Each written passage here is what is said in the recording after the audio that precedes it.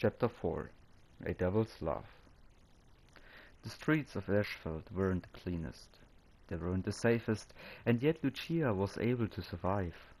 Cunning and always scheming, she stole what she needed, and what she didn't need, she was quick to make some doubloons out of it. Among all the wars and battles, it was fairly easy to get away with theft.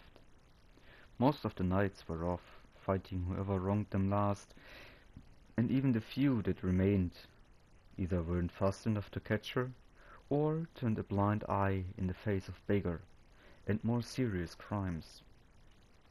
And so she continued living her life like she had since she could remember. She always was an orphan on the streets of Ashfeld, making do with what her nimble hands could get a hold of. Food, valuables, or even purses hanging from the fat belts of even fatter people weren't safe from her. A quick movement, one swift cut with a small dagger, and she had what she wanted. That is how it's always been. She had no memory of a mother or a father, and if she had them, they vanished a long time ago. For years she lived on the streets, and until now, she never got caught. That was until this one fateful day. While she stood in the shadowy alley, surveying the market for the best next target, she noticed something. Making its way towards the plaza from a street directly opposite to her was a small group of armed guards surrounding a man dressed like a peacock. She eyed that little procession for a while.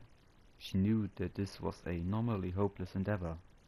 People like these, especially those surrounded by guards, weren't her usual prey. She had no weapon, and even if she had one, she would stand no chance against the 5 armored men. In addition to that, she preferred to keep things quiet and, hopefully, undetected. So she watched them for a bit while they made their way over the plaza, the crowd of common people parting in front of them like the sea on the bow of a ship. She was just about to turn her attention away from them as she noticed the guards stopping in front of an alley. Now intrigued, she made her way towards a barely used tiny path between two buildings she knew would lead her into the alleyway without the guards detecting her.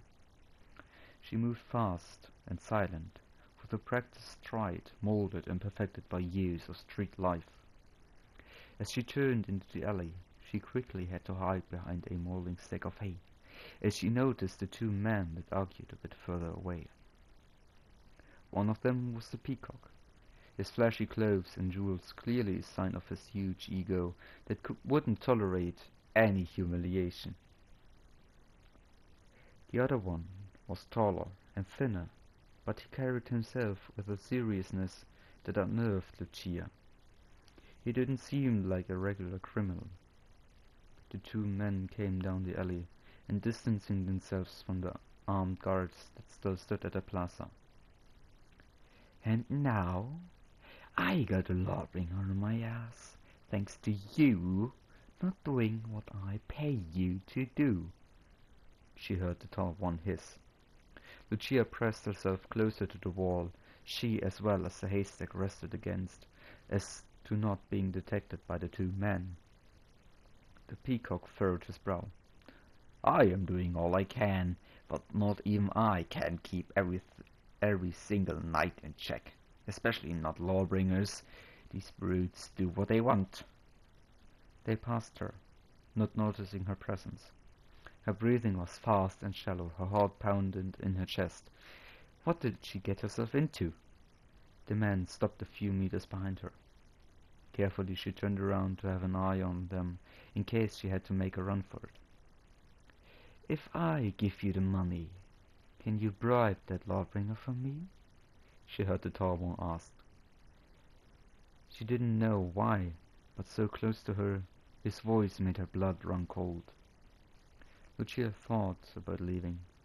A few big strides and she would be back in the little path. But that would also mean giving up her cover and potentially being spotted by either the two men or the armed guards back on the plaza. She was quick, but she wasn't so sure if she could escape the tall one. Guards with the heavy armor or nobles who barely moved on their own, let alone chase after a thief, she could outrun. But this man, she feared that she could not outrun him. So she stayed hidden, her mind racing, trying to find a good solution to escape the situation. Lucia had never come this close to being caught. She forced herself to calm down, and as she had regained her composure, she noticed that she couldn't hear the two men anymore. She looked down the alley and noticed that the peacock was now standing alone. He took a pipe out of his pocket of his lavish coat. A short panic set in. Where was the tall man? Where had he gone? Did he see her and bolted? That couldn't be. The peacock would have surely called his guards on her if his friend fled. So, where was he? Could she even afford to think about that? She had a window to escape now. But as she was about to move, she calmed down. There was no use in bolting now.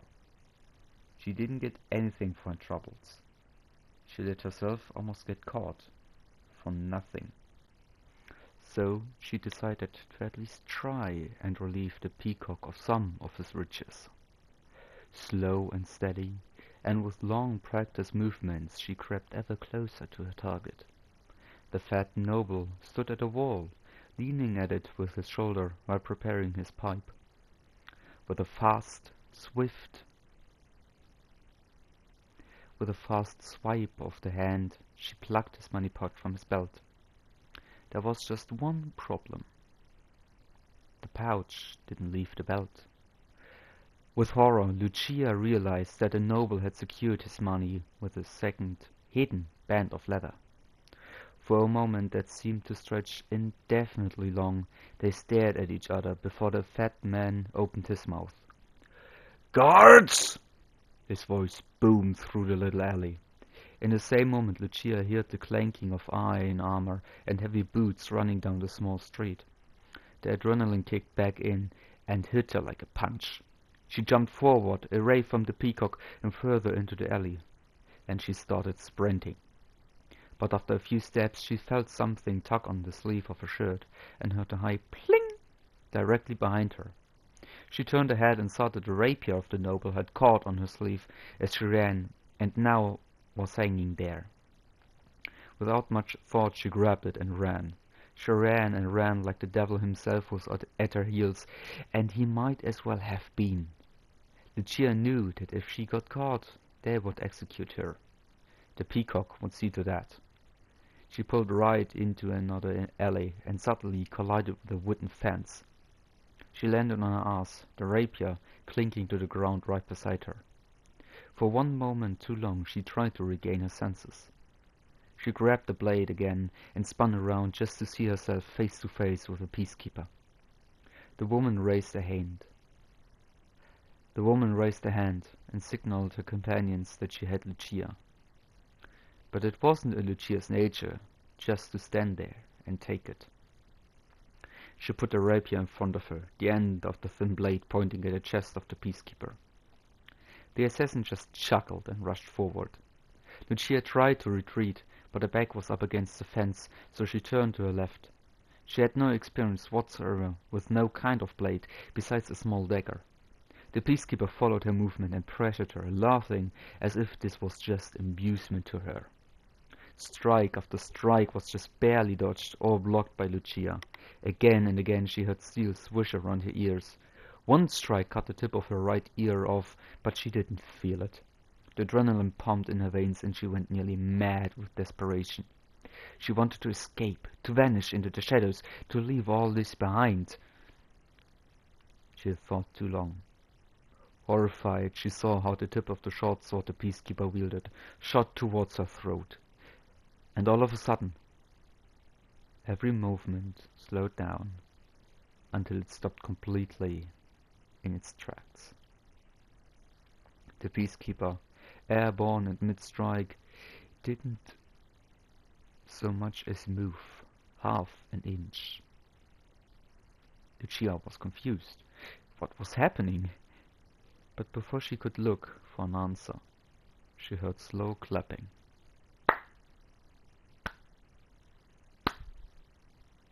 There, at the entrance of the small street, stood a tall man, his hood now back, revealing long silver hair and a pair of dark blue horns.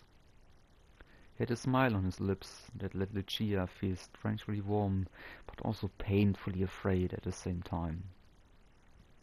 And as he spoke, every single hair on her body rose. A street rat, dagger in hand, defying a knight. A tale as old as this rotten realm.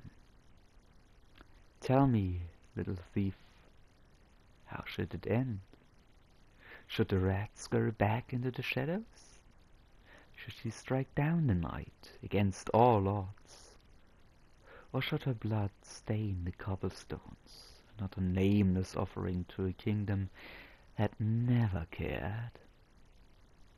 Lucia just stood there, paralyzed by shock, and the stranger just smiled. Now, stories don't always have to end the same way, do they? But how, I wonder, would a lowly person like you beat a highly trained knight like her? He put his hand out in a helping gesture. For a moment Lucia stared at it before she grabbed it, desperate to save her life. The stranger smiled wide, his hair began to float, and his eyes shone yellow. In the next moment, Lucia found herself able to move again, and realized with new horror that the peacekeeper was still aiming for her throat, determined to make a lethal strike. But when the blade of the knight was about to strike its target, Lucia's body bent in a way she never knew it could. Her upper body bent back, letting the deadly piece of steel pass over her face before it rocked up again. She couldn't contain it, and so light-hearted, even unnaturally unbothered sounding laughter escaped her lips. With a swift motion, Lucia impaled the peacekeeper on the rapier, pushing her to the ground before yanking the blade out of the woman's stomach. Again this laughter rose inside, and again she couldn't contain it. Before she could flee, however, the personal guard of the peacock blocked her way. And once again a laugh made its way up and out of her lips. Everything after this was a blur of color, of motion, of steel and of sound. When she once again regained all her senses, she sat on the edge of a wall, her feet dangling in the air. Right beside her was the stranger. "You are aware that we now got a deal, right?" She didn't answer. "So you choose silence. How disappointing. I am going to bring you many souls. And if I can't deliver any of them, you can take my own."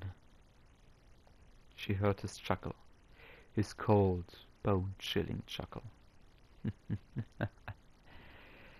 "I didn't expect anything else from you, my lovely dove. And now, cheer up. There's no reason good enough not to have a smile on these beautiful lips of yours." She drew the rapier and pulled it across her arm, cutting into her flesh. She flinched at the pain, but kept it pulling until her blood dripped off the tip of the weapon. With this, she cemented her bond. Now she truly wore a devil's laugh.